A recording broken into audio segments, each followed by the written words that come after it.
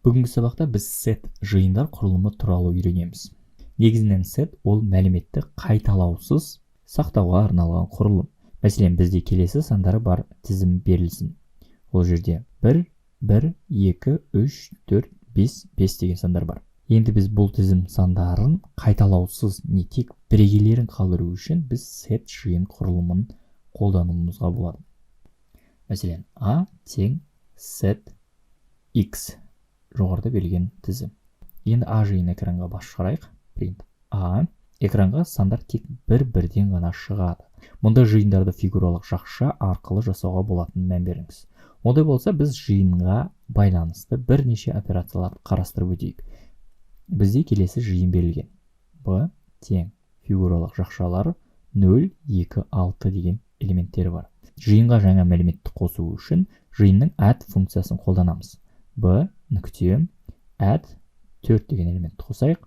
Ал өшіру үшін B нүкте remove, яғни өшіру функциясын қолданамыз. Сонымен қатар біз жиынның ұзындығын len функциясы арқылы табамыз. Len B. Математикада жиындарға қосу, алу сияқты операциялар орындауға болады.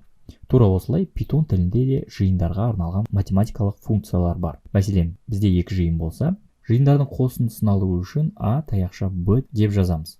Ол бізге екі жиында да бар элементтерді біріктіріп, жаңа жиын береді. Көріп тұрғанымыздай, екі жиында да бар элементтердің барлығы экранға шықты. Сонымен қатар біз жиындардың қиылысу нүктелерінен жаңа жиын құра аламыз. Ол үшін келесі символды қолдануымыз керек. A амперсанд B. Яғни нәтиже екі жиында да бар элементтер шығады. Сондай-ақ бұндай операциялар тізімін курстың теориялық бөлімінде толығырақ таныса аласыздар. Ал енді set жиындар элементтерін экран бетіне басып шығарып көрейік. Жиын элементтерін индекс арқылы шығарып көрсек, программа бізге қате шығарады. Сондықтан жиындармен жұмыс жасағанда біз жоғарыда көрсетілген операциялар арқылы элементтің жиында бар жоқтығын тексеру арқылы жұмыс істейміз. Мысалы, былай жазайық. If 1 in B print я, else жоқ. Яғни in кілттік сөзі арқылы біз бір элементтің B ішінде бар жоқтығын тексеріп отырмыз.